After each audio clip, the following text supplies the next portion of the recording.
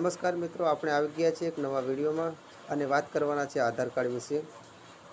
આધાર card નવો rule 2025 1 સપ્ટેમ્બરથી લાગુ થશે। નવા નિયમો આધાર કાર્ડ ધારકો તરત જ કરવું પડશે આ કામ। આધાર કાર્ડ ન્યૂ રૂલ 2025 આધાર કાર્ડને વધુ સુરક્ષિત અને પારદર્શક બનાવવા માટે નવા નિયમોની જાહેરાત કરી છે। 1 સપ્ટેમ્બર 2025થી અમલમાં આવશે।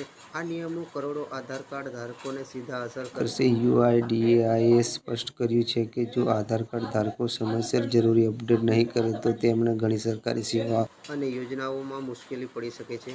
શું છે નવા નિયમો? 10 વર્ષે એકવાર અપડેટ ફરજિયાત। આધાર કાર્ડ ધારકો 10 વર્ષે પોતાની વિગતો અપડેટ કરવી પડશે।